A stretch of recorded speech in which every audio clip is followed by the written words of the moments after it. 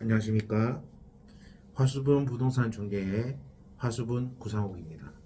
오늘은 상가 임대차 보호법에 대해서 설명을 조금 할 건데요. 그 대표적인 변경 사항에 대해서 설명을 드릴 수 있도록 하겠습니다. 첫째, 이야기할 거리는 세 가지인데요. 첫째, 10년 계약 갱신 청구권. 둘째, 임대료 5% 제한.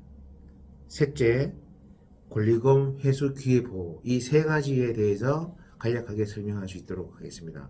우선 첫째, 10년 계약 갱신 요구권에 대해서 말씀을 드리겠습니다.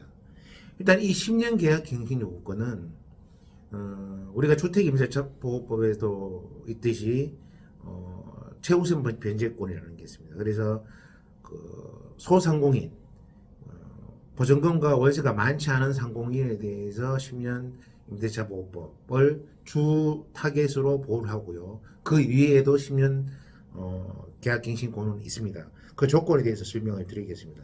이때 그 아까 말씀드린 것처럼 최소 임대차 소상공인하고 그 금액이 큰 상공인이 있을 겁니다. 이 금액은 어떻게 환산하느냐? 환산보증금이라고 해서 보증금 더하기 갈로치고 월세 곱하기 100. 다시 말해서 월세의 100을 곱해서 보증금을 더한 금액을 기준으로 하는 겁니다. 이 공식은 2019년 4월 2일 이후 서울특별시 기준 환산보증금 금액입니다. 이렇게 계산된 금액은 9억입니다. 따라서 9억 이하는 소상공인, 영세 소상공인으로 분류를 하고요. 이상은 그렇지 않은 상공인으로 분류를 합니다. 여기에 대해서 차이는 좀 있습니다. 거기에 대해서는 차후에 우리 오늘 이 시간 말고 2부 시간에 다시 말씀드릴 수 있도록 하겠습니다. 10년 계약 갱신 요구권은 2018년 10월 16일 개정 이전에 최대 5년 임대차 계약 갱신이었습니다. 이후에는 최대 10년을 보장을 받았죠. 이때 법 개정일 이후 최소 계약 체결 이나 또는 갱신 계약에 한해서입니다. 그러니까 한마디로 이야기해서 2018년 10월 16일 이전에 계약을 했는 분이면 묵시적 계약을 포함한 그리고 최초로 계약한 사람들이 한해서고요. 만약에 2018년 10월 16일 이전에 계약을 했다면 새로이 임대인과 계약을 체결해야만 변경된 보호법을 상가임대차 보호법을 적용받을 수가 있습니다. 갱신 방법은 명시적 방법인데요. 보통 통상 내용 증명을 통해서 하면 되겠습니다. 계약 종료일은 6월에서 1월 전 사이에 의사표시를 하면 되겠습니다. 두 번째 말씀드린 임대료 5% 인상 제한입니다. 임대인 및 임차인은 각각 증감을 또는 감액을 요청할 수 있습니다. 임대료에 대한 대립이 있는 경우에는 조정과 소송으로 처리할 수 있습니다. 세 번째, 마지막으로 권리금 회수 문제입니다. 권리금 회수 문제는 계약 종료 6개월 전부터 할 수 있고 건물주는 정당한 사유 없이 거절하지 못합니다.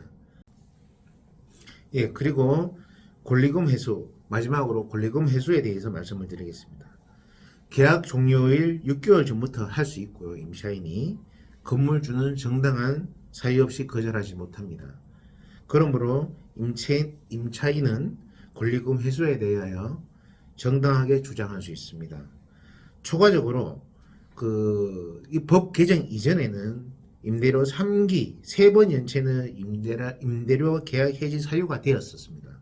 그러나 2020년 9월 24일부터 이전 연차와 상관없이 6개월 즉 6번 추가 연체를 하더라도 계약 해지의 조건이 되지 않습니다. 그러니까 다시 말하면 총 계약 법 이전과 법 이후에 그 임대료 연체가 총 9번이 되면 계약 해지의 사유가 되지만 그 이내는 임대인이 임대료 연체로 인한 계약 사유를 주장하지 못한다는 겁니다. 그 이유는 코로나19로 인한 경제 상황의 긴박으로 인한 제도로 당시 정부에서 제정한 사항입니다. 오늘은 임대차 보호법인데 상가 건물에 대해서 설명을 드렸고요. 다음 시간에는 이와 관련해서 좀 더 자세하게 설명할 수 있도록 하겠습니다. 이상입니다.